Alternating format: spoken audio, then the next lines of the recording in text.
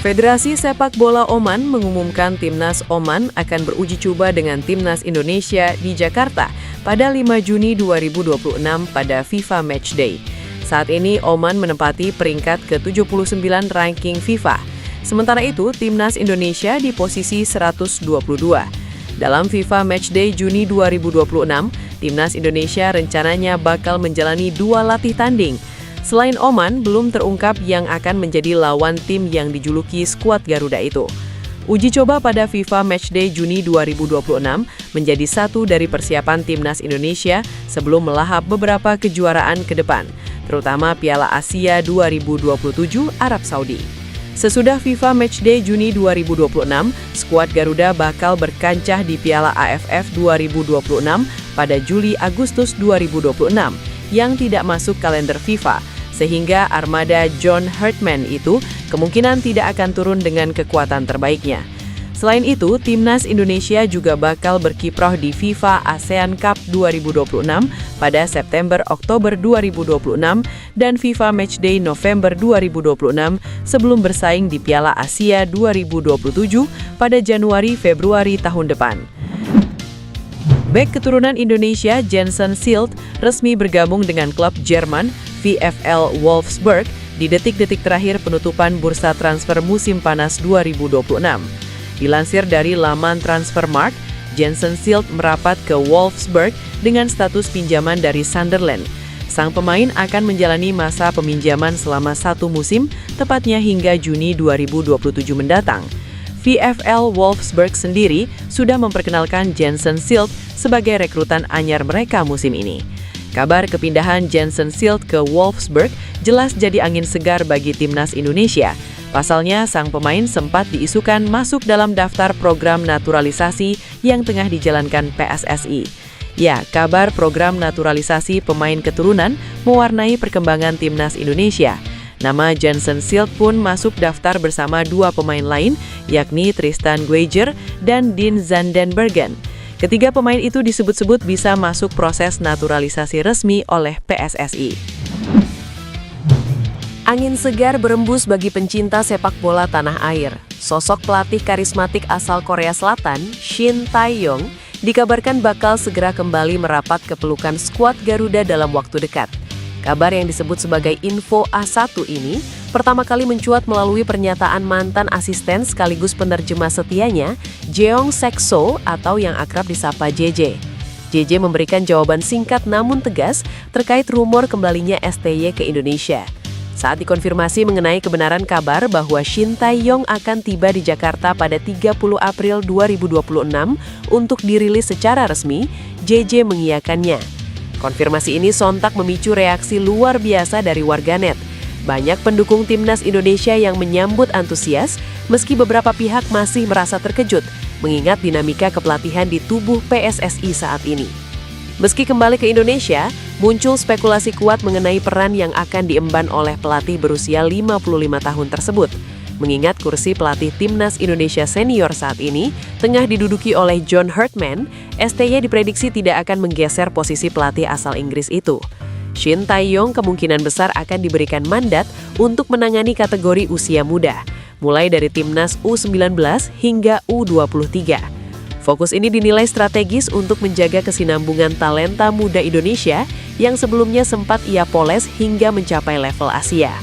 Hingga berita ini diturunkan, publik masih menantikan pernyataan resmi dari pihak PSSI terkait detail kontrak dan tugas spesifik yang akan diberikan kepada Shin Tae-yong pada akhir April mendatang.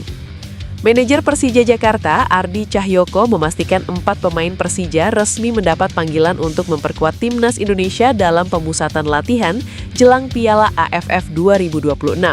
Menariknya, dalam daftar yang diisi oleh Shane Patinama, Witan Sulaiman, Fajar Faturrahman, dan Axel Runtukahu, tidak terdapat nama sang bek andalan, Rizky Ridho dan Jordi Amat. TC Timnas Indonesia itu akan berlangsung pada 26 sampai 30 Mei 2026 di Jakarta. Ardi Cahyoko membenarkan bahwa keempat pemain tim asuhan Mauricio Souza mendapatkan panggilan dari Timnas Indonesia. Dia pun menyambut baik pemanggilan pemain tersebut. Dari keempat nama tersebut, Axel menjadi sorotan. Pasalnya pemain berposisi penyerang itu untuk pertama kalinya akan membela Timnas Indonesia. Dipanggilnya Axel tidak terlepas dari performa apik pemain itu saat membela Persija dalam Super League. Dia sudah mencatatkan 6 gol dan 3 assist dari 20 penampilan. Sementara itu untuk 3 pemain Persija Jakarta lainnya merupakan nama-nama langganan.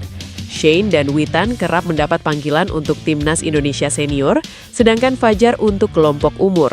Piala AFF 2026 akan berlangsung pada 24 Juli sampai dengan 26 Agustus mendatang. Timnas Indonesia tergabung dalam Grup A bersama Vietnam, Kamboja, Singapura, dan pemenang laga playoff antara Brunei Darussalam versus Timor Leste. Di tengah upaya panjang membangun identitas baru, Timnas Indonesia kembali dihadapkan pada satu persoalan klasik, ketajaman lini depan.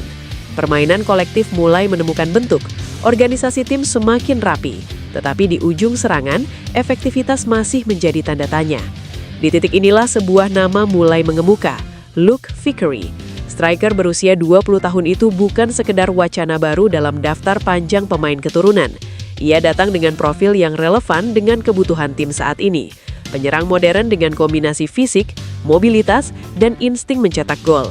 Bersama MacArthur FC di kompetisi A-League, Vickery mulai menapaki jalur profesionalnya, mengumpulkan menit bermain sekaligus pengalaman di level kompetitif. Statistiknya mungkin belum mencolok, 4 gol dan 1 assist dari 19 penampilan. Tetapi angka seringkali tidak sepenuhnya menggambarkan potensi. Dalam usia yang masih sangat muda, proses perkembangan justru menjadi indikator yang lebih penting. Lebih dari itu, yang membuat namanya terasa dekat adalah keterbukaan. Vickery tidak menutup pintu untuk membela Indonesia. Ia bahkan telah menjalin komunikasi dengan pelatih John Herdman, sebuah sinyal bahwa wacana ini bukan sekedar spekulasi. Kini semua bergantung pada keputusan yang akan diambil.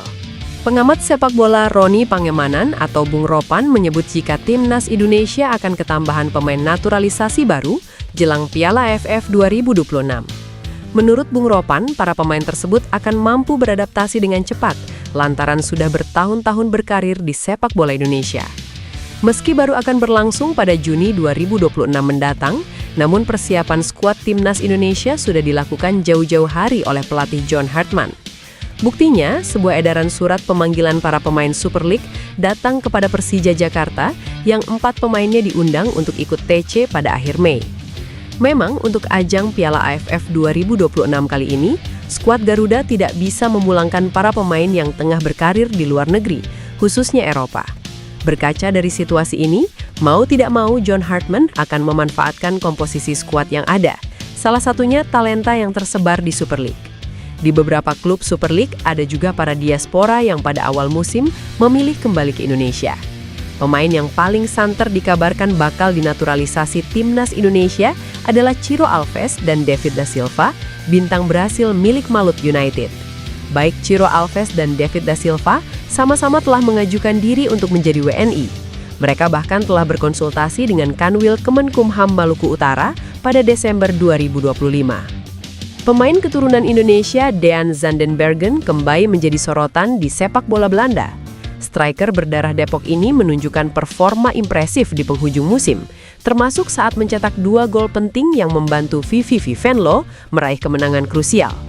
Performa tajam tersebut membuat Zandenbergen semakin kuat dikaitkan sebagai calon pemain naturalisasi untuk Timnas Indonesia. Pada laga penutup musim, Zandenbergen tampil sebagai bintang saat membawa VVV Venlo mengalahkan Almere City dengan skor 3-1. Ia mencetak 2 gol sekaligus dan dinobatkan sebagai man of the match, mempertegas insting tajamnya sebagai penyerang. Secara keseluruhan, musim 2025-2026 menjadi panggung konsistensi bagi Zandenbergen. Ia mencatatkan 35 penampilan dengan torehan 15 gol dan 3 assist di kompetisi liga. Kontribusi tersebut membantu VVV Venlo finish di papan tengah klasemen dengan koleksi 45 poin.